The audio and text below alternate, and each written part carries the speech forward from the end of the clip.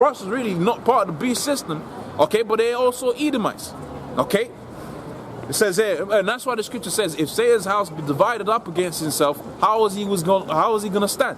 And you can see that being mirrored in history when you had it to where you had the Ptolemies, the Seleucids, they was fighting against each other.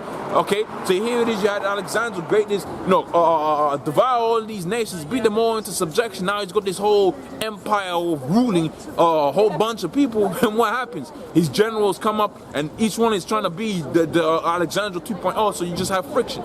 Okay, everyone wants to be a ruler. So you had what? You had schism. Well, the same thing is happening now, because the Americans wanted to rule, okay, and you got the Russians wanting to rule. Everyone wants power, so what did you have? You got schisms, and Satan's house was going to be divided up against itself, and he wasn't going to stand, man. But see, the Most High put that division up in there, because when we're going to rule, you ain't going to have it to where Saul is going to come up against the house of David, and David's going to come up against the house of Saul, and they're just going to fight, and then we're just going to crumble to nothingness. No. When you go to the book of Amos, the 9th chapter, it says the Most High was going to set up the tabernacles of David, and those tabernacles, the house was going to be established forever, man. Okay, they was going to rule forever, okay, in righteousness. Okay, so the book of Revelations, the 17th chapter, and notice nobody talks about the house of David. Okay, you ain't got the Garates out there within the land of Jerusalem. They ain't talking about the house of David. Okay, the Christians ain't talking about the house of David. Okay, IUIC, ISUBK are not talking about the house of David. But that name, great millstone, man. Okay, we be talking about the house of David because we believe we are the house of David, man. We are the house of David, and we know that's an important part of the prophecy. It's an important part of the prophet process, because the Lord Himself is sprung out of the tents of He sprung out of the tents of Judah, and more specifically, He sprung out of the bowels of David. So the scripture says that what I said unto my Lord. Okay, that was King David talking unto Solomon. Okay, because why? Because King Solomon was Yahushua. Okay, so that's an important part of the process, because that house being established upon the face of the earth is the Lord's house being established again. The Lord establishing themselves upon the earth is the house of David being established. A lot of people don't understand that. Okay, and the importance of that. But that's why we get into it. Okay, so this is the book of Revelations 17 and 17. Okay, and the Most High put forth into their hearts to fulfill His will, to agree and to give their kingdom unto the beast until the words of the Most High be fulfilled. And the woman which thou sawest is that great city that reigneth over the kings of the earth. So you got it to where you got a woman, okay, which is really a great city, okay, and she ruleth, okay. Not only does she sit upon this beast system, okay, not only was this country gonna sit upon 7 heads and this nation of people, this group of nations of people, okay, and they were she was gonna control their own nations. It also says that they was gonna control the whole entirety of the earth, okay, right? So you got to where the Saudi Arabians, they want to do dealings with America. You got to where the Chinese want to do dealings with America. Going back onto the same thing I was posing earlier. How the America allows it for where what? For corrupt business and merchantmen to grow exponentially rich. Now, if they're breaking up a piece of bread for their own people, like out there within China, you got to where a lot of Chinese businessmen are hella wealthy. They're hella wealthy. Okay, and they break a piece off of their people. If that business wasn't conducted anymore, you was gonna have it to where you have even more impoverishment out there within China. Okay, so when you have it to where America's destroyed, well, a lot of Chinese businessmen, they're gonna be in a disarray, man. Okay, and we can read about that now within the book of Revelations, the 18th chapter. So now we've identified that America is Babylon the Great. Now we're going to see the judgment of America. And as we're seeing the judgment of America, we're going to parallel that with the judgment of Esau, because it's one and the same thing. But see, Esau is just is the nation that rules Babylon. Okay, that's the group of people that rules Babylon, because that's how you had it to where the Assyrians. That was one group of people, okay? The Medo-Persians, it was two nations of people. The Babylonians were one nation of people. The same thing with the Greeks. The Greeks, when they was ruling, when you had the Greek established, it wasn't the Moabites establishing Greece, It was the Edomites establishing Greece. It was one group of nations. It was the Greeks establishing the Greeks. So you're gonna understand.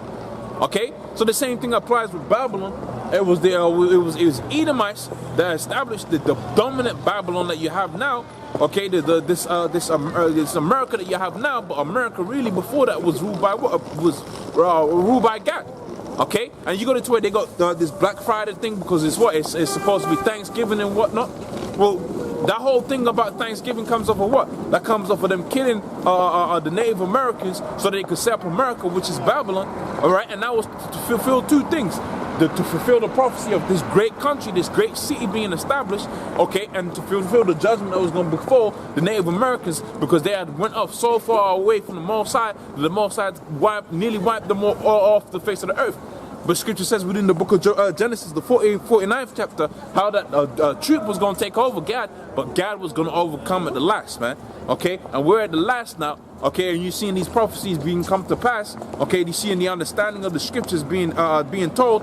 And guess what's going to happen next? The destruction, baby. Okay, you all right there, sir? Yeah. Okay. So Revelations 18:4. It says, and I heard a voice. Okay, another voice from heaven saying, come out from my people, okay, that ye be not partakers of her sins, and you receive not of her plagues, okay? For her sins have reached unto the heavens, and the Most High has remembered her iniquity. So the iniquity of having the Negroes, Hispanics, Native Americans in hardcore captivity, just massacring, killing, killing by the tens of thousands. The Most High has remembered every last soul that Esau was killed. Remember, the Scripture says that you ain't gonna have it to a that little small bird. I forget the name of the little small bird. They ain't gonna fall out of the sky unless the Most High is sanctioned. The Scripture goes as far as saying that the Most High ain't gonna have you to wear one hair upon your head. The Lord knows every one of that. So how much more each and every soul? In fact, the Scripture says that what? The least grain wasn't gonna fall up onto the earth. So here it is, you're living in Babylon, okay, Esau is massacring by the tens of thousands, okay, and the Most High says that what? That the Most High was going to return judgment unto her because of that, okay? Those sins reach unto heaven. In fact, this will be a good place to go and read the book of 2nd Ezra, the 15th chapter, that precept I quoted earlier, okay? So 2nd Ezra, the 15th chapter, 2nd Ezra, the 15th chapter, and this is the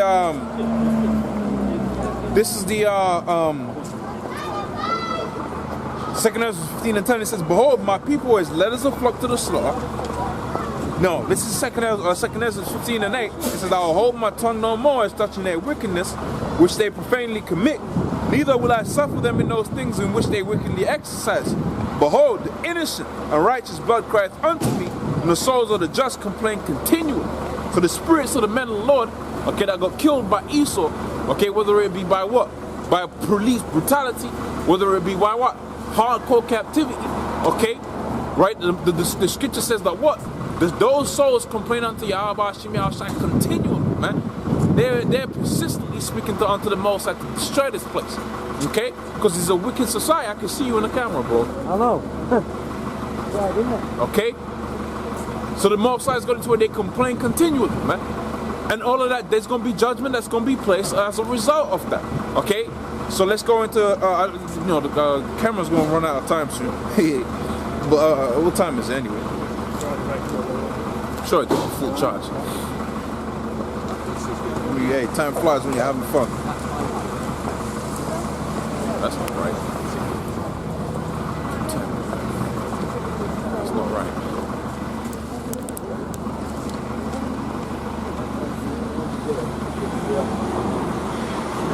Yeah, that's right. Yeah. Okay. All right, so let's get to work. So, yeah, that's right. That is right. So, Revelations 18. And this is now the 4th verse. It says, and I heard another voice come say, no, this is not the 4th verse. This is the 5th verse. It says, for her sins have reached unto heaven. Right, for the Most High has remembered her iniquity, having the Negroes, Hispanics, Native Americans in hardcore captivity. Okay, the slaying of the saints. Okay, the wickedness that they push throughout the four corners of the earth. The Most High remembers all of that. Okay, and the Most High is going to judge her because of all of this great city, this great country. Judgment's going to come about. Okay, so it says, it goes on to continue, and it says, okay, it says, a rewarder, even as she has rewarded you, double unto her according to the cup that she has fulfilled. How much she has glorified herself and lived deliciously, so much torment give her, right? For she saith, I sit in my queen, I am no widow. And this is Isaiah 45:7. Okay, now let's now add things pertaining to Esau too now. Okay, and we can go to Isaiah the 47th chapter in a second. But now let's add the thing of Esau in there now. Okay, because it's one and the same thing. Okay. Ooh. Okay, so this is the book of Psalms 137:1. Okay, so by the rivers of Babylon, there we sat down, yea, we wept, right, and remember Zion, and that's what's happening right now, man. Okay, you got it to where? Oh, I gotta get this scripture now. Okay, because I'm gonna go back onto the book of Revelations, the 11th chapter and the 8th verse.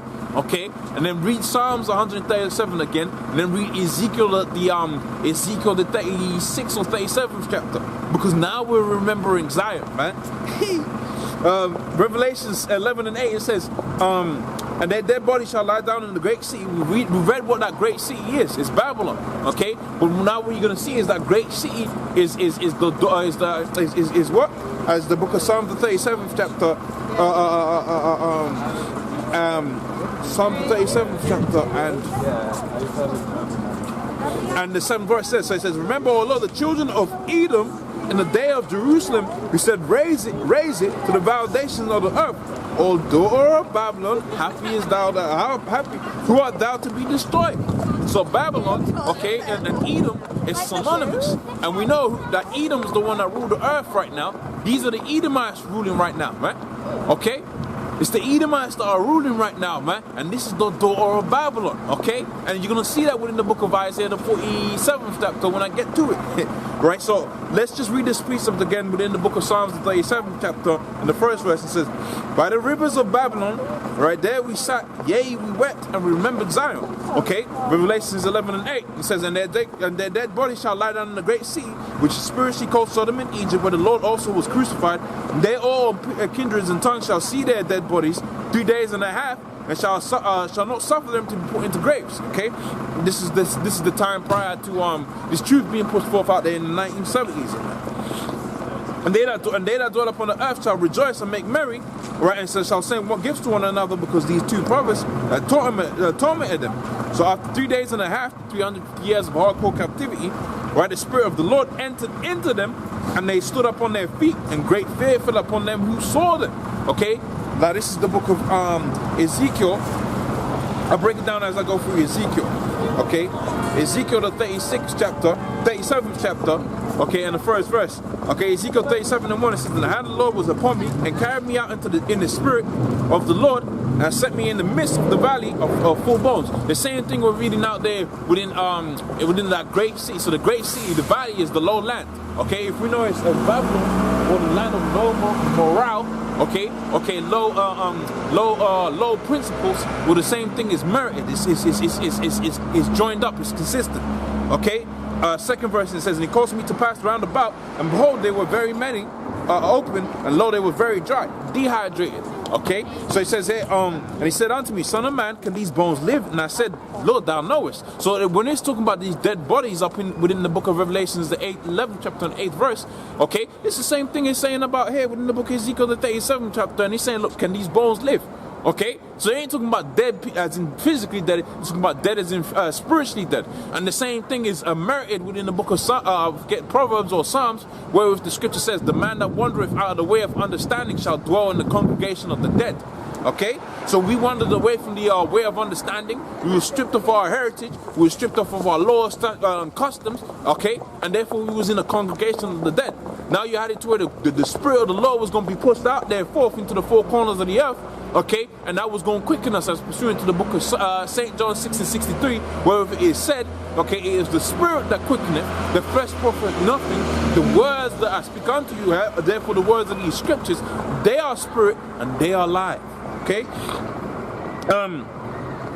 Carrying on in the book of Ezekiel, the 37th chapter, and the 4th verse, it said, he said unto me, prophesy unto these bones, and say unto them, O dry bones, hear the words of Yahweh Shai. Thus saith the Lord unto these bones, because I will cause breath to enter into you, and ye shall live. How is that going to happen? Because you was going to have it where the prophets of the Lord was going to be risen up. They wasn't going to be removed into a corner anymore. They was going to be out there, man, teaching, preaching, pushing, okay? You know, you got that song, push it real good. That's what we're doing, man. We're pushing it real good in terms of this word, okay? Sticking it to this whole, you know, is America, man, okay? So it says, and he said unto me, prophesy unto these bones, and say unto them, O ye dry bones, hear the word of the Lord. And thus saith the Lord unto these bones, I will cause breath to enter into you, and ye shall live. And I will lay sinew upon you, and ye shall flesh upon you, and cover you with skin, and breathe into you, and ye shall live.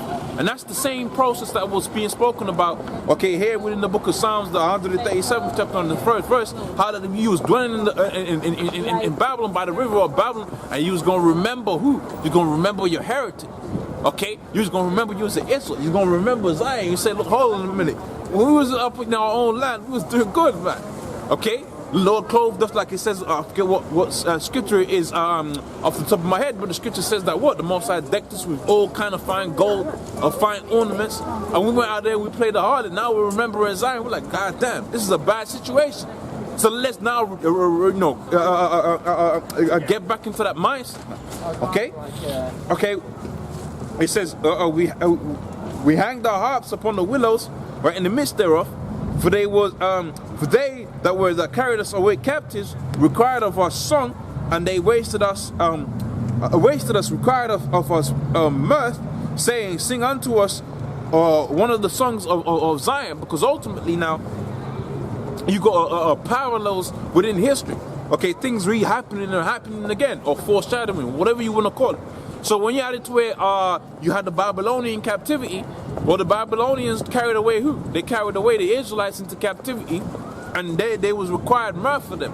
Matter of fact, when you read the book of Daniel, was it the 1st chapter? It says that the great craftsmen, you know, people of talents, those were the people that was taken off the those were the people that was taken out of Jerusalem, and they were set up within the land of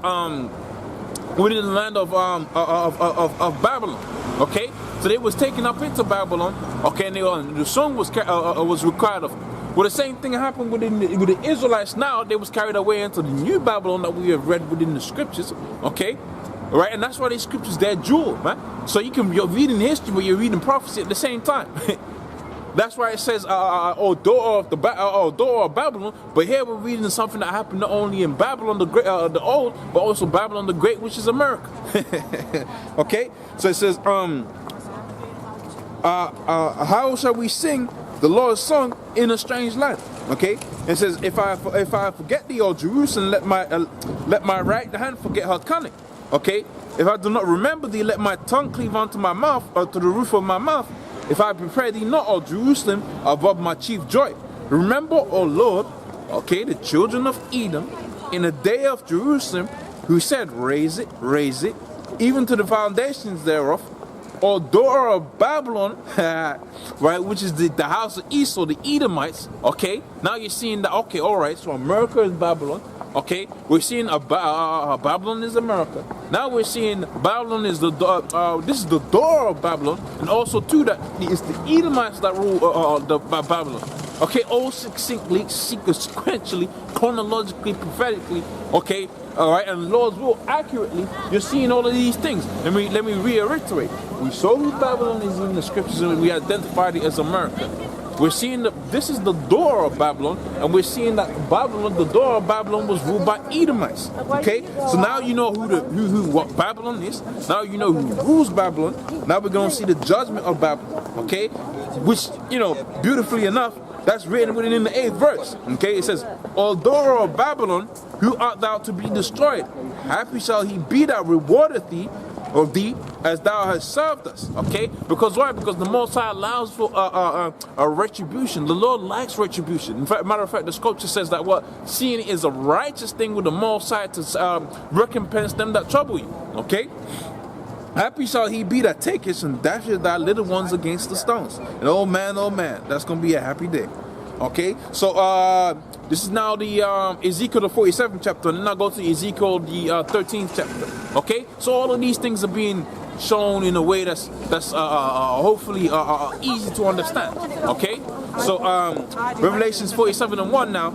Okay, just to hit a few quick points. Okay, Isaiah 47:1 says, "Come down and sit in the dust, O virgin daughter of Babylon." Okay, why? Because you haven't had no major war take place out there within this Babylon we're talking about, this virgin daughter of Babylon.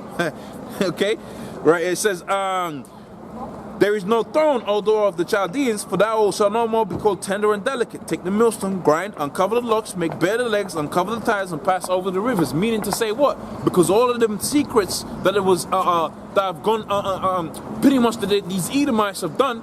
Okay, the secrecy that they was conducting themselves under within America, that's being revealed now. The secrets of the Rothschilds and the DuPonts, so all of these Illuminati families, that's coming out into fruition now. That's why it says what? Make bare the legs. Okay, see, people see that they people term that word of Bible times. Okay, and oh, that was in Bible times. That's not talking about what it's talking about now. No, this is all Bible times. It's just you can't break it down. Okay, that's why the scripture says that what? That you need to have a teacher to teach you, so that you can go through the what's known as the metaphorical speech and put it into metaphorical speech. And sometimes it might just stay straight up. And you need to have someone that's going to tell you, look, this is actually just literal. Okay? So it says here, right, thy nakedness shall be uncovered, thy shame shall be seen, and I'll take vengeance, and I'll not meet thee as a man. Okay? So that's all I'm going to take out of that. Let's go to the book of Isaiah, the 13th chapter now, one of my favorite scriptures. And I might actually go straight into Isaiah, the 14th chapter. I've been reading that a lot lately, because that goes into the judgment of Esau. So here it is now, you're going to have Babylon, and we've seen the Babylon, this is the daughter of